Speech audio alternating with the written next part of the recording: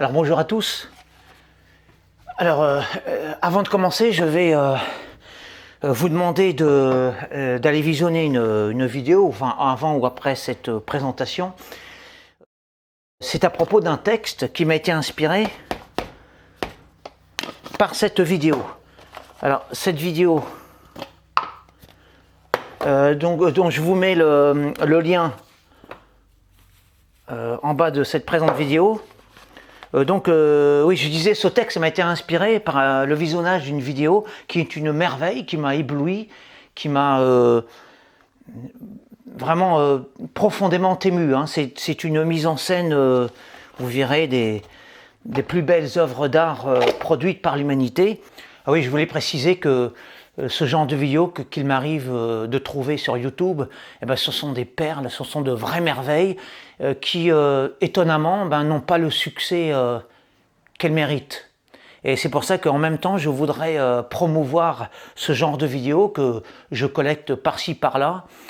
Et il y a des vidéos sur Internet qui méritent vraiment le détour, qui méritent toute votre attention. Il y a des vidéos, elles sont rares, mais elles existent, qui suscitent des émotions profondes, des vertiges esthétiques qui valent vraiment le détour et qui sont les produits les plus magnifiques de ce que l'homme peut créer à l'échelle individuelle.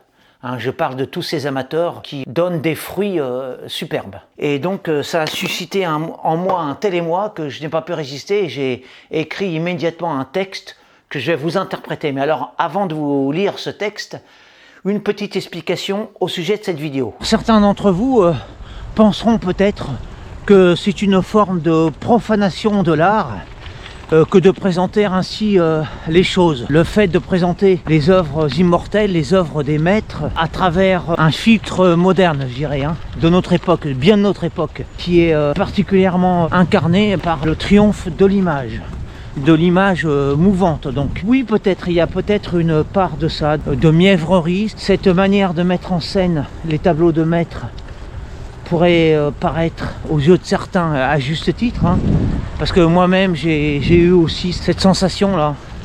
Eh bien, ça pourrait paraître puéril, en effet, mais toujours est-il que quoi qu'il en soit, eh bien, la magie opère et c'est bien ça l'essentiel. C'est qu'il y a une valeur ajoutée, ça pourra paraître kitsch, ça l'est peut-être, oui ça peut être kitsch, mais comme je dis, la magie opère et je pourrais dire que c'est aussi une forme de sublimation de l'art qui permet une porte d'entrée aux profanes et je dirais peut-être, on pourrait dire que c'est aussi l'art pour les nuls. Bon, toujours est-il que ça fonctionne, c'est ça qui est important. La beauté se trouve au cœur de l'univers, au bord des choses, au fond des êtres, comme une flamme entourée d'azur, une fleur au milieu de l'eau, une lumière à l'horizon. Il s'agit de l'art, une source de bonheur où l'âme plonge, un ciel où l'homme monte, un océan où l'ange se baigne. Enfin, le but de tout ce qui vole, le sommet de ce qui brille, le chemin de la larve vers le papillon. Il est l'altitude des natures élevées, le refuge des oiseaux de prix, l'asile de ceux qui sont épris d'immensité. Autrement dit, notre firmament de fourmis bipèdes aux prétentions de géants. C'est l'aile salutaire et magistrale qui emporte les misérables humains que nous sommes jusqu'au nu, le chant divin qui allège les lourdeaux de la terre jusqu'aux hauteurs idéales. Le souffle suprême qui soulève nos cœurs de pierre pour les faire battre plus loin que les nuages. Le beau enchante les jours ordinaires, invite à lever les têtes et fait oublier le superflu. Nul n'y est insensible. Chacun de nous y a accès. Nous sommes tous ses élus. Le monde entier aspire aux œuvres sublimes. Ces trésors universels représentent le bien inaliénable et supérieur de l'humanité.